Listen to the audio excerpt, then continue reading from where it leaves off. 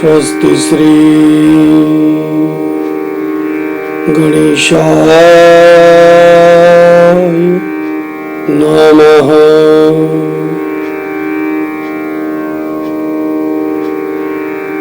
श्री सरस्वत्यै नमः। श्री गुरुभ्यो नमः। ओम नमो भगवते वासुदेवाय।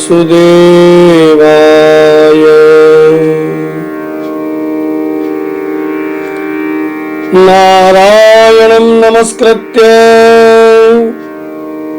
नरं चैव नरोत्तमं देवीं सरस्वतीं व्यास ततो जयमुदीरयेत्।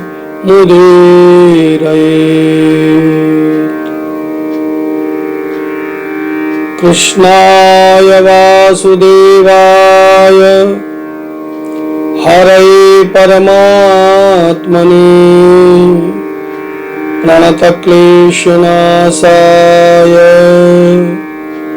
गोविन्दाय नमो नमः।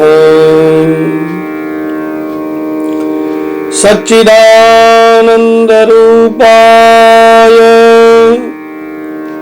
विश्वोत्पत्त्यादिहेतवे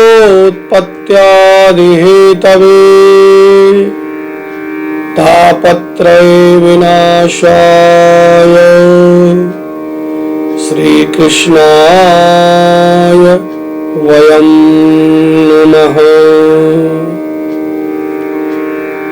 बालकृष्ण लाल की जय। कार्तिक महात्मा की जय। जय जय श्री राधे। जय जय श्री राधे। जय जय जय जय जय जय श्री राधे श्याम। सभी को जय श्री राधे, जय श्री राम। आइए कार्तिक मास महात्म के 17वें अध्याय की कथा में प्रवेश करें। नैमिषारण्य तीर्थ में उपस्थित ऋषि मुनियों ने सूत जी महाराज से कहा, अब मोक्ष के देने वाले सब व्रतों में उत्तम एकादशी के व्रत का महात्म सुनो। एकादशी चाहे कृष्ण पक्ष की हो या शुक्ल पक्ष की हो, उस दिन अन्न नहीं खाना चाहिए। एकादशी के दिन खाया हुआ अन्न पाप भक्षण के समान है। व्रत करने वाले को दशमी तथा द्वादशी को भी एक समय भोजन करना चाहिए। नारद जी द्वारा महाराज पृथु को सुनाई हुई कथा सुनाते हुए सूत जी ने कहा कि गंगा के समान कोई तीर्थ नहीं, माता के समान कोई गुरु नहीं, विष्णु के समान कोई देव नहीं, अन्न का न खाने के समान कोई तप नहीं, तथा शांति के समान संसार में कोई सुख नहीं। सत्य के समान कोई ज्योति नहीं, कार्तिक के समान कोई मास नहीं, ज्ञान के समान कोई लाभ नहीं, एकादशी के समान कोई व्रत नहीं। व्रत करने वाला प्रातः काल उठकर भगवान का पूजन करे।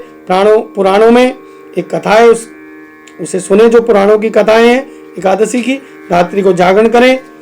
और इस संबंध में एक प्राचीन कथा अब ध्यान पूर्वक आप लोग सुने। नर्मदा नदी के तट पर गालब ऋषि का शांत, शोभायुक्त और मनोरम आश्रम था और उनका पुत्र भद्रशील भगवान विष्णु का परम भक्त था। भद्रशील अपने साथियों सहित भगवान की मूर्ति बनाकर पूजन करता, साथ में उन्हें उपदेश दिया करता था कि वे भी भगवान का पूजन करें, एकादशी का व्रत करें। उपदेश सुनकर बालक भी ऐसा किया करते थे। अपने पुत्र के चरित्र देखकर गालब ऋषि ने एक समय उससे पूछा, हे भद्रशील, तुम हर समय भगवान विष्णु की पूजा अर्चना में लगे रहते हो, यह उपदेश तुम्हें किसने दिया? यह बात सुनकर भद्रशील बोला, हे पिताजी, मैं अपने पूर्व जन्म का वृतांत आपको सुनाता हूँ। पहले जन्म में मैं चंद्रवंश में धर्म कीर्ति नाम का राजा था। दत्तात्रेय जी से मैंने यह शिक्षा दीक्षा ग्रहण की, साथ ही 1000 वर्ष तक मैंने राज्य किया। परंतु उस जन्म में वेद धर्म पुण्य के अनेक कार्य किए। बाद में मैं बुरी संगति में फंस गया और मैंने वेद मार्ग छोड़ दिया, पाखंड के मार्ग पर मैं चल पड़ा। मेरे दुराचारों को देखकर प्रजा भी पाप कर्म करने लगी। इस तरह धर्म शास्त्रों के कथन अनुसार प्रजा के पाप का छठा भाग भी मुझे मिला। एक दिन शिकार खेलने में वन में गया, भूखा प्यासा, खाने को कुछ नहीं था और जंगल में भटकते हुए शाम को मैं नर्मदा नदी के किनारे पहुंचा और वहां पर एकादशी व्रत होने के कारण बहुत सारे लोग वहां पर भक्त वैष्णव भगवान का भजन कीर्तन पूजन कर रहे थे। थका हारा होने के कारण मैं भी वहां कीर्तन सुनता रहा रात्रि भर। प्रातःकाल होते होते भूख प्यास से व्याकुल होकर मेरे प्राण निकल गए और उसी समय यमराज के दूत आए, मुझको मारते पीटते यमराज के पास ले गए। और यमराज ने जब चित्रगुप्त से मेरा लेखा जोखा निकलवाया तो चित्रगुप्त ने कहा, यह महान पापी है यद्यपि, परंतु इसने एकादशी का व्रत किया है, रात्रि को जागरण भी किया है, कीर्तन सुना है, इसलिए एकादशी को भोजन न करने के कारण इसके प्राण निकले हैं, इसलिए इसके सब पाप नष्ट हो गए। चित्रगुप्त की बात सुनकर यमराज तत्काल अपने सिंहासन पर उठकर खड़े हो गए, मुझे नमस्कार किया, फिर मुझसे बोले, हमसे बड़ी भूल हुई, आप हमें क्षमा करें। और फिर यमराज अपने दूतों को धिक्कारते हुए बोले, जो भगवान विष्णु का स्मरण करता है, उनका नाम सुनता है, उसको हमारे पास कभी मत लाना। अनजाने में भी किसी ने एकादशी व्रत किया हो, उसके समस्त पाप नष्ट हो जाते हैं, उसको हमारे पास लाने की आवश्यकता नहीं है। इस प्रकार यमराज ने मेरा पूजन किया और वह सुंदर विमान में बैठाकर मुझे विष्णु लोक भेज दिया। हजारों वर्ष इंद्रलोक विष्णु लोक में रहने के बाद अब मैंने आपके घर में जन्म लिया।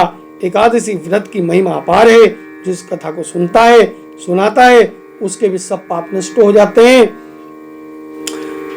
इस प्रकार यहाँ पर एक कार्तिक मास महात्मा का 17वां अध्याय पूरा हुआ। शेष कथा अगले प्रसंग में। सभी को जय जय श्री राधे।